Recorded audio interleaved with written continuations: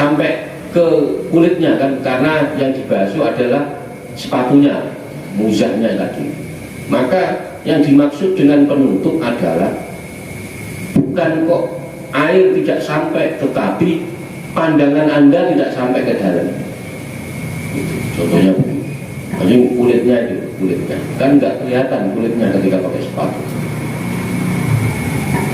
Wa yakuna lan ayat tawi masanging perkara yungkin kang mungkin apa takabu masyi alaihi. Wa yakuna muzah itu atau harus terbuat dari sesuatu yang bisa digunakan untuk berjalan naik turun gunung. Nah, jadi kalau sampean bikin muzah nggak bisa dengan bahan seenaknya. Nggak boleh dengan hanya kain, nggak boleh. Ini kulit, harus kulit yang kuat. Naik turun gunung bagi litarat judi musafir, bagi musafir. Bi hawa iji ing dalam kebutuhan musafir. Min khotin saking turun wa tirjalin lan. Pokoknya intinya sepatu muzah itu nggak bisa ngasal, nggak bisa dibuat hanya dengan plastik, harus pakai kain, kulit yang kulitnya itu kuat, bisa dibuat naik turun gunung. Nah, itu baru bisa.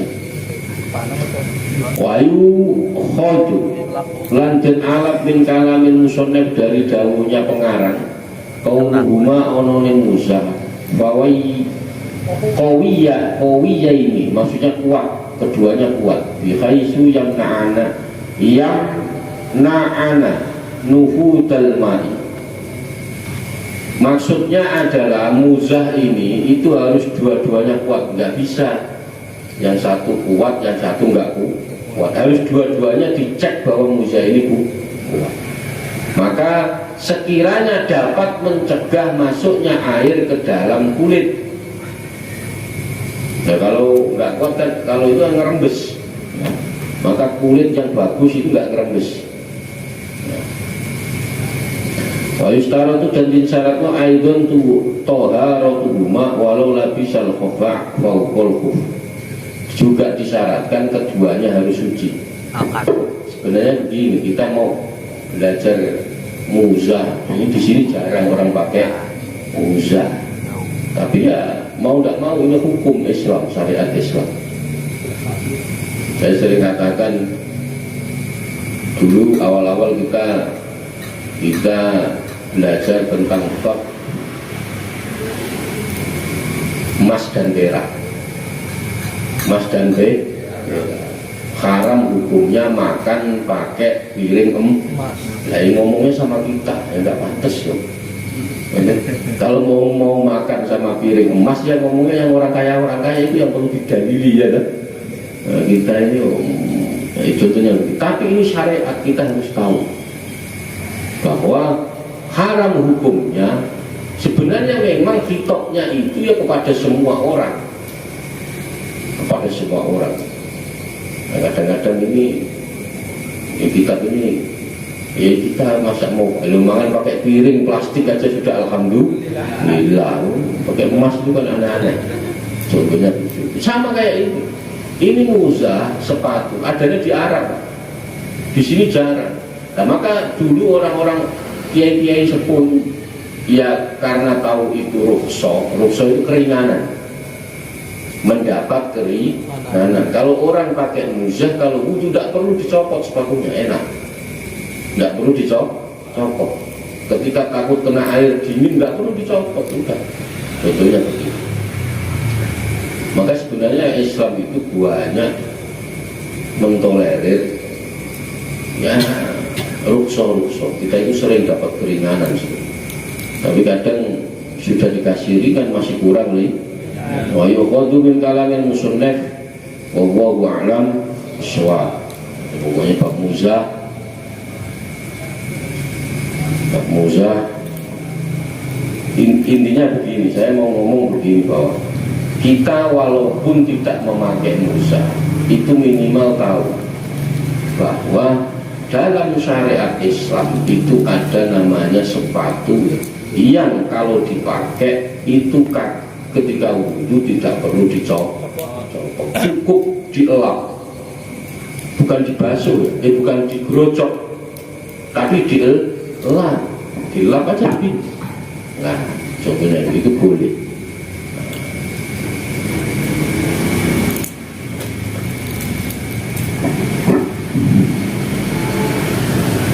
Nabi Mustafa Muhammad sallallahu alaihi wasallam wa ila jami' ikhwanihi al-anbiya wal mursalin wal awliya wa syuhada wa salihin anna makanu min salikil ardi ila maghribiha wa barriha wa bakhriha khususan Maulana Syekh Abdul Qadir Al-Jilani Syekh Ba'udin Naqsyabandi Syekh Al-Hasan Asyadili Syekh Ali bin Abi Bakar As-Saqqaf wa jami'i masyayikhina khususan Syekh Ibn Athaillah Iskandari Syekh Muhammad Alawi Al-Maliki lahum al-Fatiha. A'udzu billahi minasy syaithanir rajim. Bismillahirrahmanirrahim.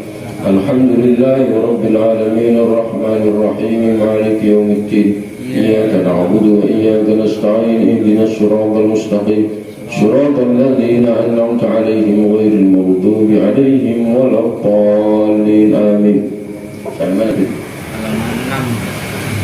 Halaman 6.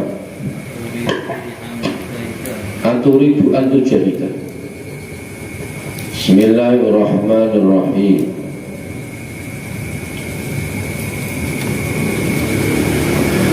Kita kemarin pokoknya kalau kita punya lintasan, punya pikiran untuk berbuat maksiat, berbuat dosa, maka segera mengambil debu untuk dibasuhkan ke kepala kita, terus berdoa, Allahumma in kulli min dhullil masyati illa istitrati.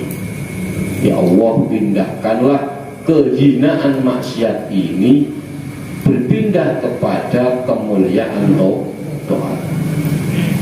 Wazur dan Anda ziarah Shoriqil Auliya wa Sholiqin. Sampean makanya kalau punya lintasan-lintasan ingin berbuat maksiat atau berbuat dosa, keluar rumah ambil debu, ambil tanah, basuh kepala Anda. Kenapa Gus kok begitu? Gini loh, Anda itu hidup di tanah, di buminya Allah, kok masih saja mengingkari berbuat maksiat.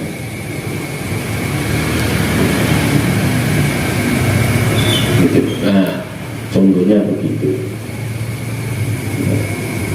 Kita ini hidup, kalau Allah ngomong, udah kamu maksiat saja nggak apa-apa, tapi jangan hidup di tanah saya. Lalu mau hidup di mana kita ini? Nah iya contohnya. Nah iya, gitu. Maka kita ini kadang ya baru sekarang ini baru oh iya, begitu sudah. Jadi terus ziarah ke makam wali. Ke makam wali itu, orang yang sering ziarah ke makam wali itu hatinya bisa cepat bersih. Untuk ziarah kalau di sini ya Sepuro, di mana lagi yang deket-deket aja kan. Sering-sering ziarah ke makam wali. Kalau orang tuanya masih ada ya orang tua, nggak apa-apa. Atur itu mongko ngarepno sira antujahida ing arep yeto merangi nafsaka ing awake dhewe iki. Wa anta hale utawi sira tu qawiha iku apa namanya ini? Nuruti bisyahwati kelawan hatta taklifa. Pertanyaannya begini, sampeyan itu punya niat, punya tekad untuk memerangi nafsu Anda. Wa anta tuqawimu, dan kamu ternyata dikalahkan oleh syahwat. Ini bagaimana ceritanya? Kita itu awalnya pokoknya saya akan memerangi nafsu saya, ternyata ujung-ujungnya malah kita yang dikalahkan. fakot jahilta, sungguh benar-benar bodoh kita ini. Kita itu awalnya, pokoknya saya mau melawan nafsu saya, tekadnya serius. Tapi ketika tahu-tahu dikalahkan. Apakah kamu ini termasuk orang yang ingin memerangi nafsu? Pertanyaannya begitu. Ya, saya ingin memerangi nafsu. Sedangkan nafsumu kau kuatkan dengan kau turuti, menuruti nafsu atau kesenangan, sehingga kau dikalahkan oleh nafsu. Maka sungguh termasuk orang yang bodoh kita. Walau kalbu, jadi kita itu memang gak apa-apa, niat aja, bismillah saya ingin memerangi nafsu.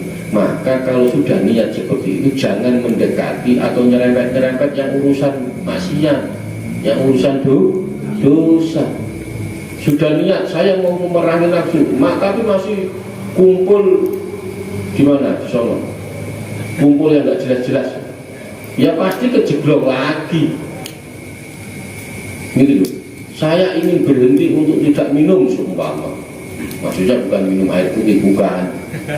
Pokoknya untuk tidak ini lagi. Tapi kumpulannya begitulah, nah dia pasti balik lagi. Contohnya begitu. Wal qalbu, adapun hati, sajaratun itu seperti tumbuhan atau seperti pohon tusko yang disirami bima itoati dengan air ketaatan. Kalau sampai ingin tahu, hati itu diibaratkan pohon yang disirami dengan air taat. Wasamrotuha, dan buahnya pohon tadi, muwajiduha, itu perkara yang ditemu. Jadi kalau sampean ingin tahu bahwa hati itu seperti pohon yang disirami ketaatan, dan buahnya apa? Yaitu apa-apa yang menempel pada pohon tersebut. Kalau sampean, hati sampean ini sampean isi dengan ketaatan kepada Allah, kepada Rasul, kepada semuanya, maka hati sampean tidak jauh-jauh dari situ sudah. Pasti bukan mungkin. Maka ada istilah buah itu tidak jatuh kalau tidak jauh dari pohon. Buah jatuh itu tidak jauh dari pohonnya. Anaknya nakal, ya pantas bapaknya nakal. Kok sampai nyalain orang. Punya anak bandel, punya anak macam-macam. Ini sih karena temennya loh, karena temennya itu anak sampean, kok temennya disalahin. Kita itu sering mengkambing hitamkan orang lain. Anaknya nakal yang disalahin orang lain. Itu anak sampean pasti buah itu tidak jatuh jauh dari pohon. Pasti sudah. Mau gimana sih? Ya sudah ngakuin saja. Ya ini anak saya nakal. Gitu kan enak. Nah, kalau memang sudah tahu nakal gimana? Ya dididik biar tidak nakal gitu loh. Sukanya begini. Nakal, ini gini Gus. Pengaruh dari lingkungan, pengaruh dari sekolahan, pengaruh itulah gayanya biar kelihatan wow. Oh ini pengaruh lingkungan, pengaruh ini. Itu pengaruhmu apa?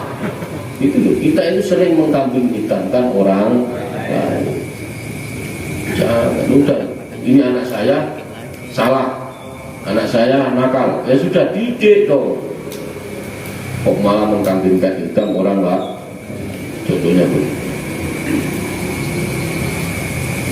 Maka kalau hati itu disirami dengan ketaatan, maka buahnya itu menempel pada pohon dan bisa dilihat. Sama kalau sampai tiap hari taat kepada Allah, taat kepada Allah, pasti nanti buahnya bisa dilihat. Saya kemarin sudah bilang, sampai istighfar sehari 100, sholawat 141 hari, nanti bisa dilihat itu buahnya. Apa Gus? Ya nggak tahu, karena buahnya akan berbeda-beda. Sampean sholat jamaah 5 waktu selama 41 hari. Jamaah loh ya. Subuh, zuhur, asar, maghrib jamaah. Kalau bisa ke masjid, kalau bisa di rumah tapi jamaah, pasti nanti ketahuan buahnya.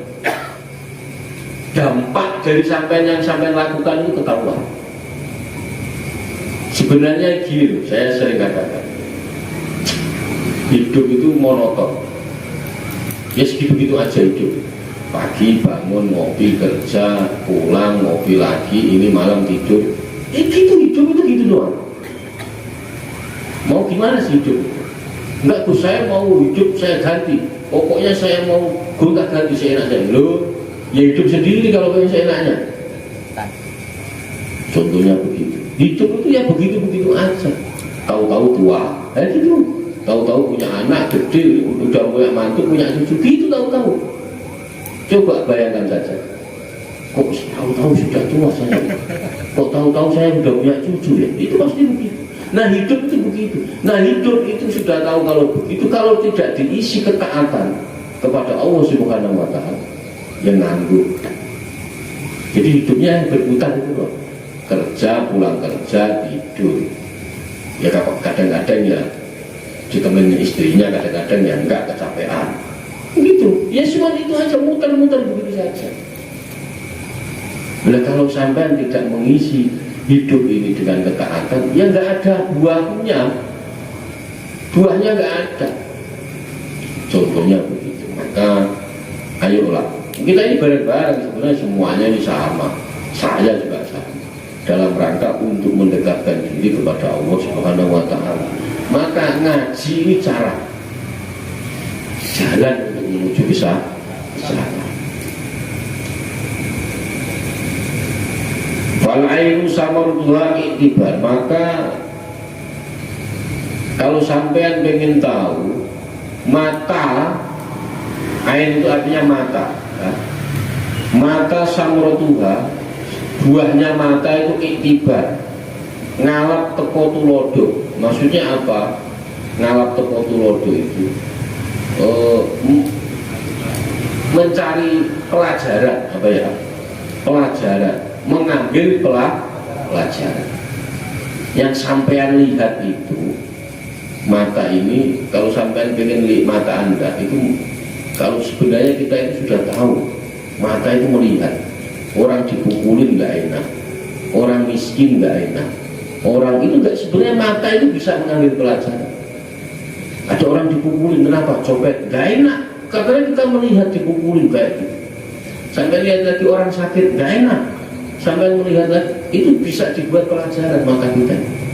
Maka ketika sampean bisa membuat mata ini pelajaran, tidak akan berbuat yang pernah Anda lihat. Atau sampai lihat orang sholat jamaah, sholat itu ketahuan kalau nah, kok bisa ya setiap 5 waktu datang ke masjid, kok bisa ya? Contohnya begitu. Maka kalau sampai sudah melihat, bisa dijadikan pelajaran. Mata ini bisa jadi pelajaran, pengingat kita. Jadi mata ini mata. Wal udhun dan kuping, samrotuha istima'ulil Quran. Nah kuping itu buahnya itu dibuat mendengarkan bacaan-bacaan Al-Quran atau mendengarkan cerita-cerita yang baik, bukan cerita-cerita yang buruk, bukan cerita-cerita yang fitnah. Kuping. Maka kita ini punya kuping dimanfaatkan, bukan hanya buat nguping aja. Tapi walaupun Gus saya ini tidak bisa baca Quran, tidak apa-apa, dengerin aja orang baca Quran, dengerin aja, lama-lama lah bisa. Maksudnya bisa itu apal, lama-lama lah tahu-tahu dengar sedikit. Bisa ini Quran belum lancar, tidak apa-apa, tidak ada masalah. Yang penting ini tekadnya kita mau belajar. Seandainya nanti kita meninggal di tengah-tengah pelajaran, OTW surga Pak, sudah OTW surga. Karena sampai meninggal dalam rangka belajar Al-Quran. Maka sekarang ini sudah, saya tidak mau niat nyari uang, walaupun tetap kerja saya. Kita ini tetap kerja, tapi jangan niatin untuk cari uang, salah besar. Nanti kalau sampai meninggalnya dalam rangka mencari uang. Udah, pokoknya gini, saya niat ibadah, niatkan ibadah. Lah untuk ibadah itu perlu makan, perlu macam-macam. Lah caranya itu.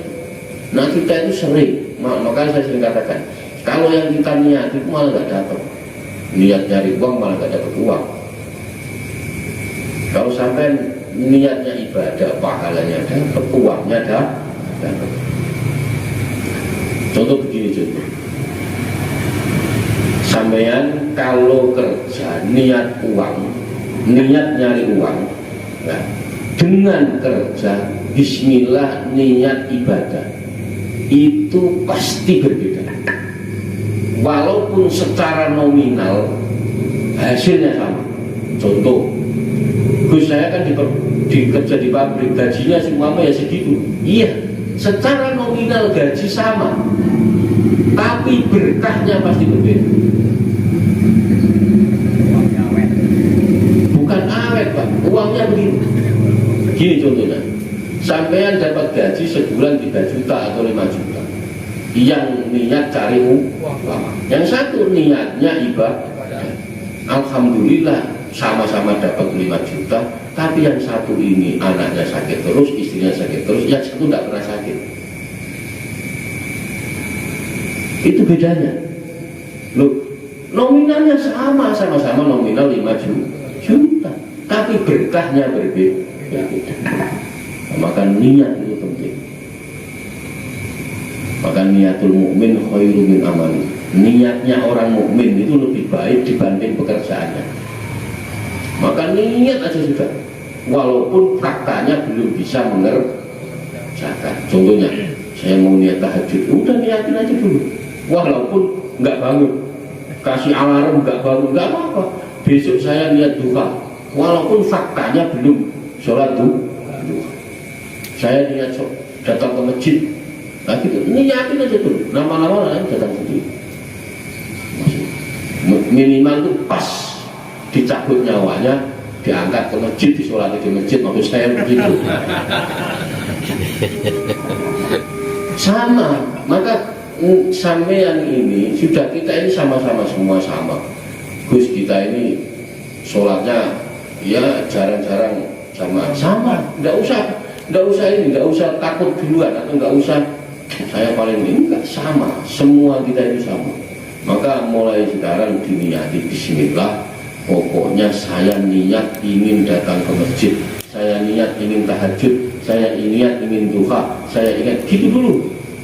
Walaupun faktanya belum bisa. Nah, ketika sampai niat itu sampai terus,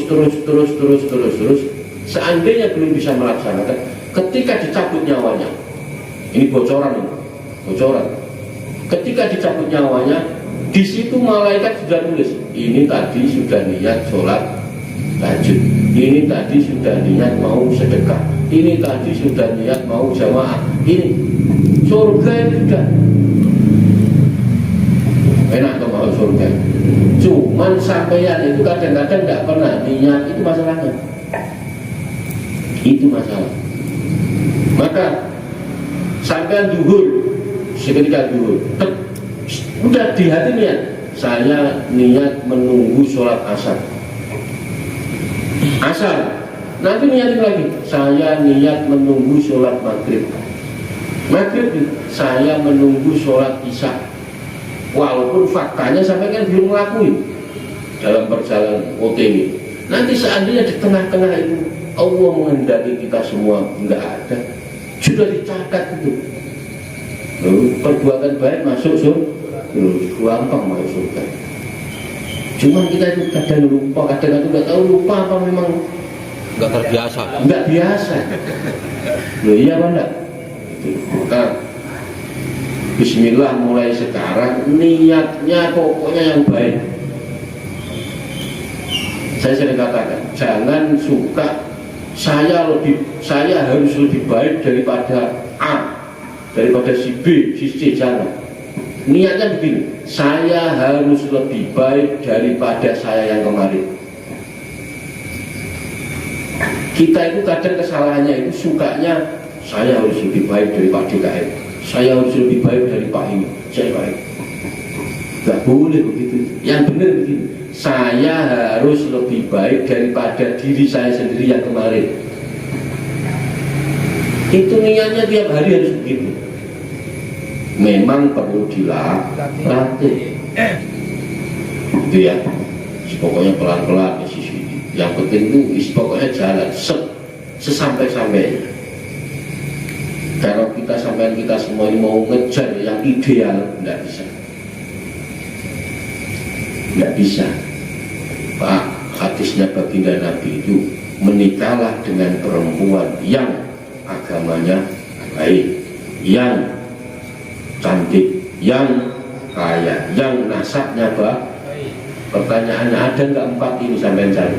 Nggak ketemu, nggak ketemu. Nyari yang cantik, kaya, ternyata turunannya nggak baik. Cantik, kaya, turunan baik, ternyata miskin. Sampai mau nyari yang ideal baru, nggak ada. Ayo, termasuk saya, semuanya pasti tidak ideal. Ada yang cantik, kaya, agamanya bagus, miskin. Ada yang miskin, cantik, agamanya bagus, ternyata turunannya, nasabnya nggak baik. Ada nasabnya baik, kaya, miskin, tapi jelek. Begitu kan? Nggak ada yang ideal. Fakta itu. Lo hidup di dunia kok mau nyari yang ideal? Sampai mau di dunia mau bahagia dari mana? Maka ketika baginda Nabi tanya sama Jibril, ya Jibril, apakah awalnya begini, Jibril senyum-senyum sendiri. Ya Jibril, kenapa kamu senyum-senyum sendiri?